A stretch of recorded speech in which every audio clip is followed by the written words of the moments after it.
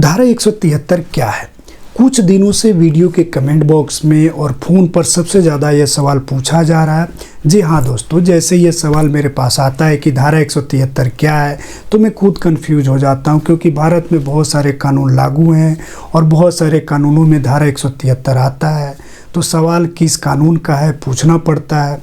जब मैं पूछता हूँ कि किस कानून का धारा 173, तो सामने वाला व्यक्ति बोलता है मुझे मालूम ही नहीं। फिर मैं पूछता हूँ आप कहाँ पढ़ें कि धारा 173 के बारे में, तो अगला बताता है सर मेरे पास एक कागज़ मिला है, उसके ऊपर धारा 173 लिखा हुआ है। तब समझ में आता है अगला मुझसे भारतीय नागरिक सुरक्षा संहिता 2023 के धारा 173 के बारे में पूछ रहा है। नमस्कार, मैं अधिवक्ता दीपरंजन कुमार विधि ज्ञान चैनल में आपका स्वागत करता हूं। इस वीडियो में समझने वाले हैं धारा 173 के बारे में। दोस्तों, आपसे एक रिक्वेस्ट है, वीडियो को एक लाइक ज़रूर कर देना, क्योंकि आपके एक लाइक से नेक्स्ट वीडियो बनाने में मदद मिलती है। तो आइए और समय बर्बाद नहीं करेंगे और सीधे मुद्दे पर आते हैं। तो भारतीय नागरिक सुरक्षा संहिता 2023 के धारा 173 कहता है इन्फॉर्मेशन इन कॉग्निजेबल केस, यानी संज्ञेय अपराध का सूचना। आइए थोड़ा संज्ञेय अपराध के बारे में समझ लेते हैं। तो भारतीय क्रिमिनल लॉ में, यानी भारत के जो आपराधिक कानून है, उसमें अपराध को दो भागों में बांटा गया है। पहला कॉग्निजेबल ऑफेंस यानी संज्ञेय अपराध, और दूसरा नॉन कॉग्निजेबल ऑफेंस यानी असंज्ञेय अपराध। इन दोनों को समझने के लिए दो बिंदु को हमें समझना पड़ेगा। पहला बिंदु है 3 या 3 से अधिकतम सजा वाले अपराध को संज्ञेय अपराध यानी कॉग्निजेबल ऑफेंस कहा जाता है, और 3 वर्ष से नीचे की सजा वाले अपराध को असंज्ञेय अपराध यानी नॉन कॉग्निजेबल ऑफेंस कहा जाता है। दूसरा बिंदु है ऐसा अपराध जिसे बिना मजिस्ट्रेट से पूछे या आदेश के किसी व्यक्ति को पुलिस गिरफ्तार कर सकती है, उसे संज्ञेय अपराध यानी कॉग्निजेबल ऑफेंस कहा जाता है। और कोई ऐसा अपराध जिसे बिना मजिस्ट्रेट से पूछे या आदेश के किसी को गिरफ्तार नहीं किया जा सकता, उसे असंज्ञेय अपराध कहा जाता है, यानी नॉन कॉग्निजेबल ऑफेंस कहा जाता है।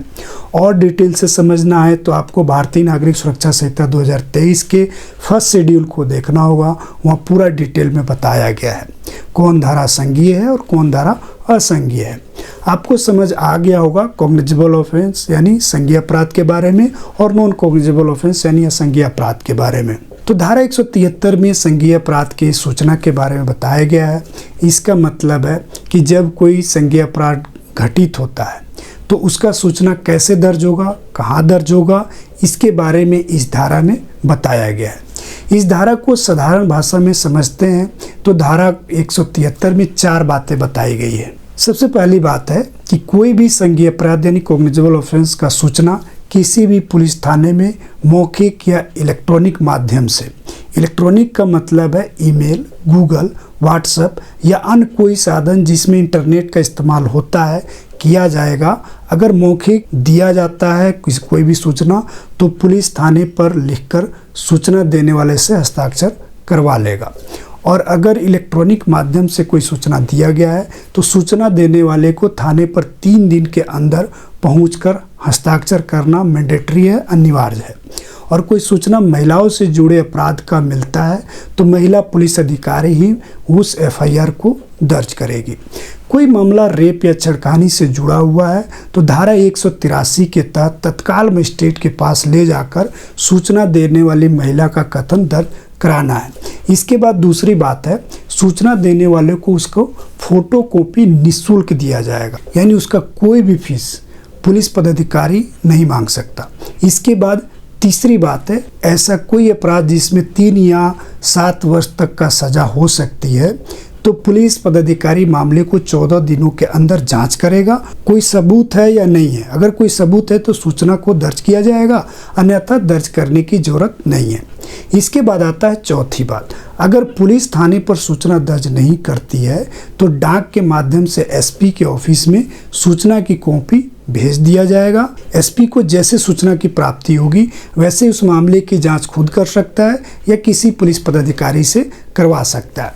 इसके बाद भी सूचना दर्ज नहीं होती है तो भारतीय नागरिक सुरक्षा संहिता 2023 के धारा 175 के उपधारा 3 के तहत मजिस्ट्रेट के समक्ष आवेदन कर सकते हैं। दोस्तों, वीडियो कैसे लगा कमेंट करके ज़रूर बताना। अभी तक आपने लाइक नहीं किया है तो लाइक कर दीजिए। आप मुझसे बात करना चाहते हैं तो व्हाट्सएप नंबर 93542687 पर मैसेज कर सकते हैं या कॉल करके आप मुझसे बात कर सकते हैं। आपका बहुत बहुत धन्यवाद। Thank you.